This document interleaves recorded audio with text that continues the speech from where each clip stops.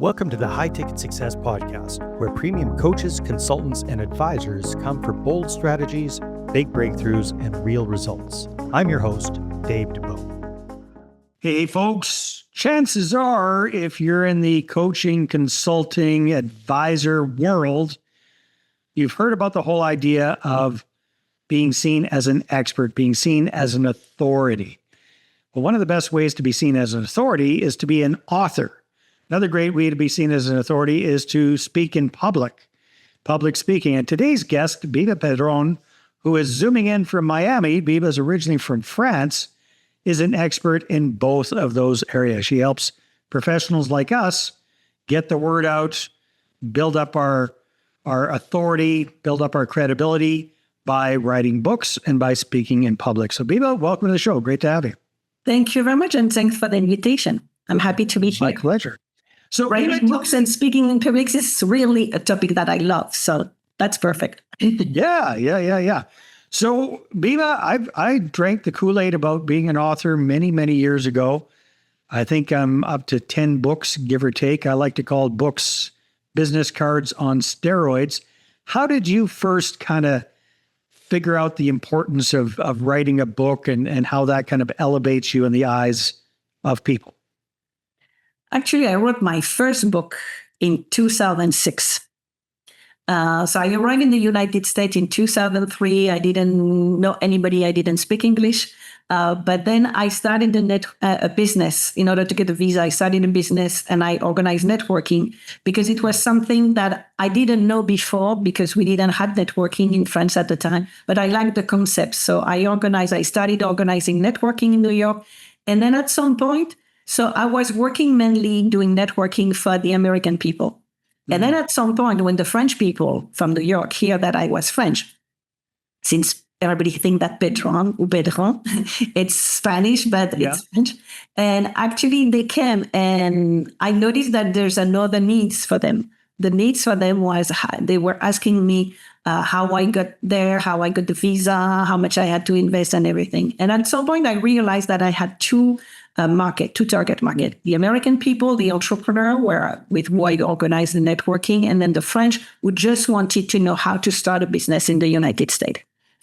And at some point, I got frustrated because I had the feeling that people on one side, they didn't know what I was doing. And I said, for me, it's exactly the same thing. It's marketing, it's doing things, it's being visible and everything.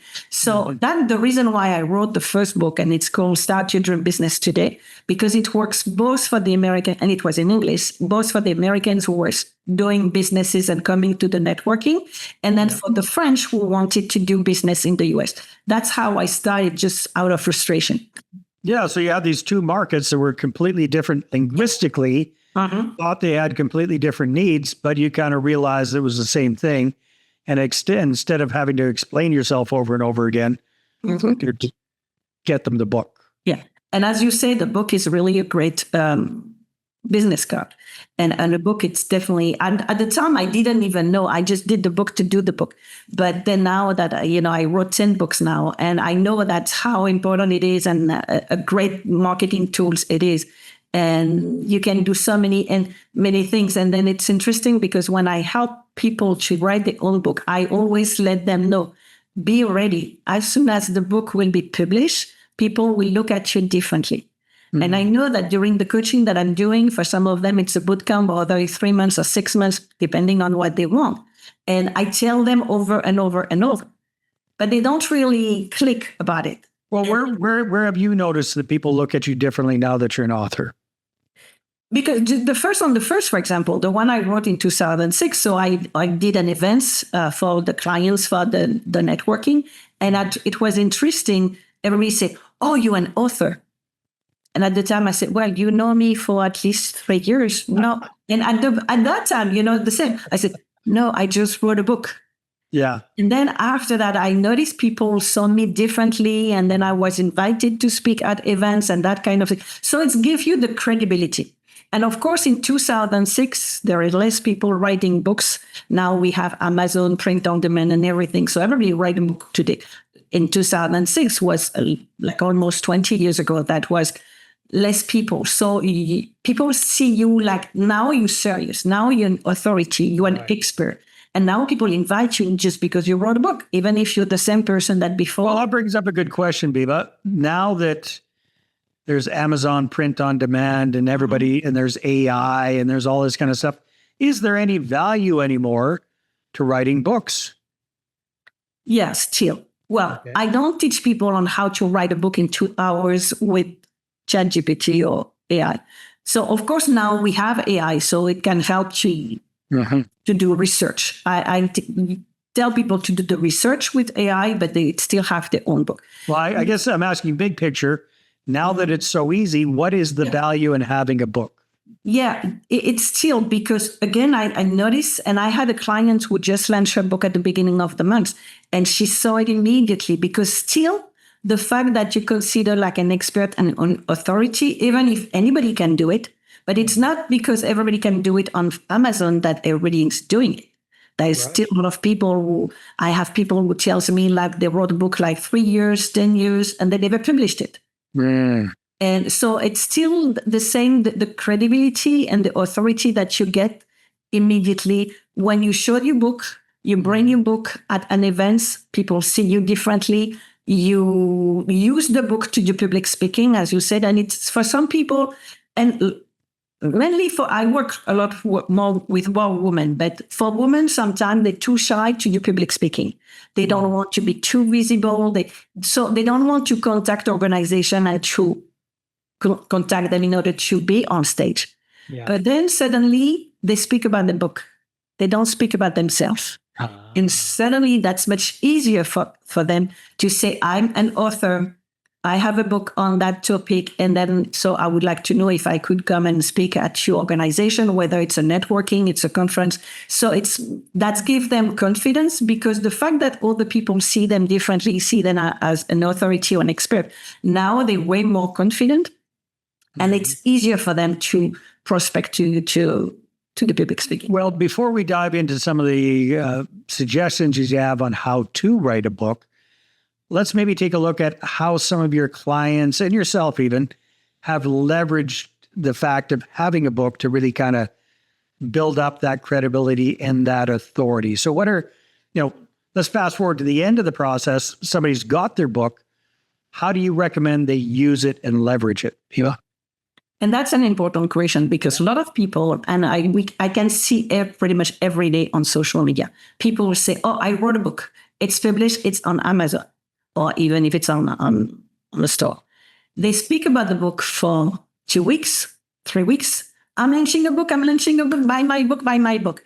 And then we never hear about the book after that. Then 14 people buy it, and then we don't hear it. Yeah, because also people don't. I always say you have to prepare the communication and the launch of the book at the same time when you start the book. It's not, oh, now it's on Amazon or it's on the bookstore. Now I have to think how I promote it. So it's really work together. And that's what I teach people on how to turn a business around your book and how to have a marketing plan, not only for the launch, but then for the year coming, like, I work with people I have another one who published her book in next week, actually. And then I do a boot camp next month for people who want to write a book for 2026. So it's not you launch it in March or you launch it in June. No, you launch it in 2006. How do you use it? How do you bring back the book on a regular basis? How you can use it on 27, 28, 29. And when I show this book, and I always say to people, this one is the last that I wrote in English. The other one are in French. This one, I published it in 2021. I'm still speaking about it. It's a book about mindset, but when I do events, when I'm invited about an event or a conference on mindset, and I have the same version in French, I speak about this book and I publish it like 5 years ago, 4 or 5 years ago. Yeah. So it's really, what are the opportunity for you to promote the book? Like there's Christmas. So I said to everybody, it's a great book. So do you speak about your book? Do you do like a special offer about your book? Which could be you offer the book and they buy one of your services or one of your training and you offer the book. Yeah. Or you pay for your book and they have a special bonuses. You can invite them to an event. Right. So if I'm hearing you properly, Biba, and I think I am, the money isn't really made with a book selling them on Amazon. Like we're not trying to be the next James Patterson or whatever, Stephen King, right? Or J.K. Rowling's. We're using this as a marketing tool primarily, right? That's what I said. It's a marketing tool, and it's a great. And if you write the book correctly and you mention in the book who you are, what you do, how you do it, how you do help people. Yeah. At the end of the book, when people buy the book, at some point, if they need your services, and I guess if they buy your book, it's because they have an issue with the topic that you're related, they get to know you more. So on social media, you have to post and post again. And on your list, you have to send so many emails now. With the book, it's different. Because first of all, the book usually is between $15 or $20. So it's much easier for people to buy at that price than, coaching at $10,000, $20,000 or something like that. Yeah. And they get to know you. Mm-hmm. So the book is really, we don't make money with the book. You make money with what you sell after. And the same, when you start the book, do you know what you will sell at the end? What do you want to sell at the end of the book? And most people don't even think about it. And then they launch the book. And recently I had somebody, she said, oh, my book is ready. I'm going to publish it in the next few weeks.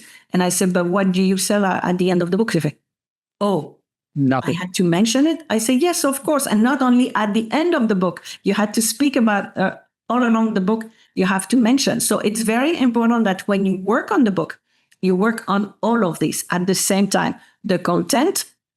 And what's important also is to write the book that people needs, and not the books that you think that people need. Mm-hmm. And that's very different. That's why, for example, when I work with the clients, the first things we do is a survey. I say, ask people, mention that you're writing a book about XYZ topic, and what are the questions that they have? They never got the answer.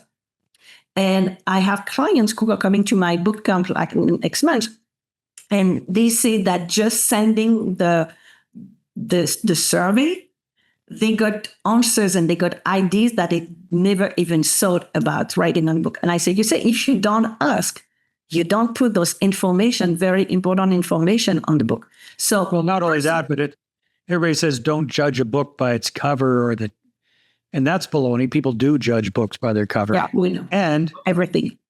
The title is super important as well. Right? That title has to just telegraph to your exact target market a solution to a burning problem they have. Mm-hmm. Otherwise, what the heck? Now, one thing I wanted to ask you, Biba. And if I can just mention, since you speak about the title, this title is the same. You have to do a survey. When you're working on the book, you have probably like 2, 3, 4 ideas on what would be the title. Don't pick necessarily the one that you like the most.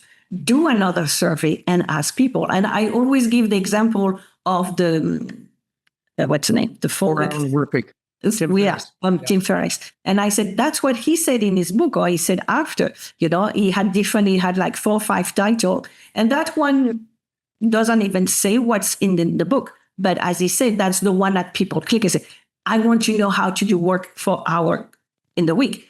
But that's not what he mentioned in the book.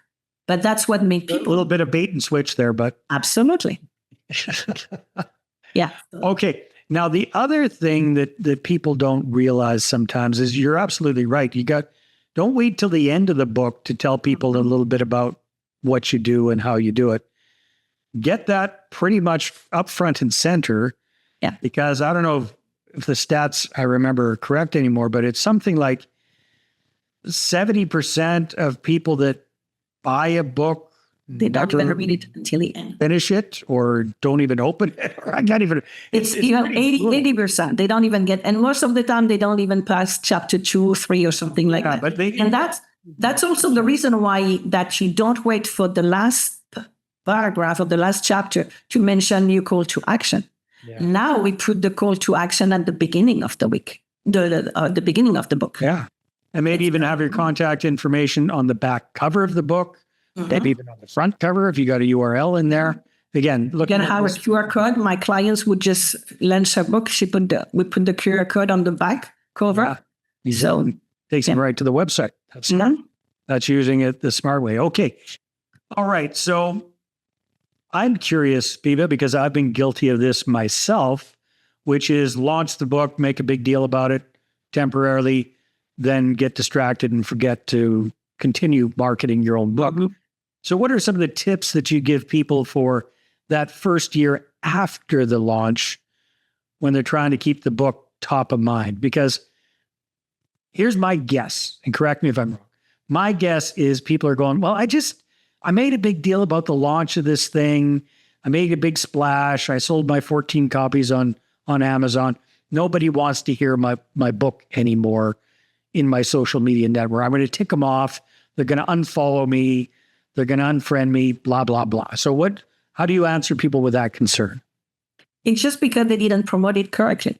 And I always say to people, if you don't know how to promote your services, you won't be able to promote the book. Because a lot of people say, I read a book first and then every people come. No, if you don't know how to market your coaching, your services, whatever product that you're selling, you will promote the books the same way, which is the wrong way. So you have to know how to do marketing, first of all. And then, as I said, you have to include the book in all of your marketing plan. You have to decide that, for example, for 2026, what do you do every month? And what are the months when you will include the book? Like, for example, most of the time, at least, and I have different book to promote, I mention each book at least 3 times during the year on a special event that I'm doing, because I'm doing an event, a live event or something like that, or because I do a special offer for Christmas. I wrote a journal for women to track the business. It's half mindset, half marketing, and to track the business. So, for example, I know that, in September, everybody say, oh, now I will do this. So I said it's the right time to sell the journal, because they will buy it, because they say, oh, I have the new resolution for September. So I'm back to school, get focused again. And then I mention it in January and I have a lot of books, and I do collaborative books with my clients also in French. So I have between 15 and 30 women who collaborate on the book. And so I use it. I do a special event on March 8th, because the book is called Impact for Women. So of course it works very well. Yeah. I mention it in October because it's a pink October pink. And I had twice breast cancer. So it's related to my story. So I bring it like October, March, and then again, I do events. Like I'm going to Paris to France next week. I'm doing an event on when I will be there. So of course I bring the book. I mention the book, I sell the book, I dedicate the book. So you have to integrate. That's what I say. You have to turn your business around your book, and not just, the book is not just a one shot. The book is something that you use as a marketing tool in order to bring people to you. Instead of saying, buy my stuff, you send the book. People read the book, they get to know you better. They're more confident on who you are. They saw the result that you have with other people. And some of them, of course, will come to you and make the decision to buy. So you don't even have to pitch your services anymore. Very good. Biba, I think you've got a great resource for folks that are interested in doing a book. What is it? It's an ebook, because I teach also, now that I wrote 10 books, I have a special process. So I teach people on how to write a book in 48 hours. And when I mention it, people are always surprised by that it works, because it's the structure, the way that I structure it in 2 days. You leave, I won't say the book is completely finished, but you have like the most of the book is finished. And of course that you have to correct the book and finalize and everything, but you have most of the content with the structure. And that's what I explain in the ebook. And then, of course, I help people with one-on-one coaching if they want. Now, if they know what to do and how to do it, then we can work. And I usually work on 3 or 6 months with people to do it, beside the books. So how do they get this resource? I guess we will have the link under the video. I don't remember the name of the link exactly, but I will give it to you. So perfect. All right. So make sure, depending on what platform you're on while you're watching or listening to this, click in the show notes. We'll have that link in there for you. Awesome, Biba. And just contact me. I'm on Facebook. I'm on LinkedIn. If they hear me, they will notice my accent and say, "Oh, you're the French woman that I saw with last time." No. So they just contact me on social media, and I will send it if they don't find the link. Perfect. Biba, thanks for being on the show. It's been a lot of fun. Thank you very much. All right, everybody. See you on the next one. Thanks for listening to the High Ticket Success Podcast. Want to be featured? Share your story and inspire other premium coaches, consultants, and advisors? Apply now at highticketsuccesspodcast.com/guest.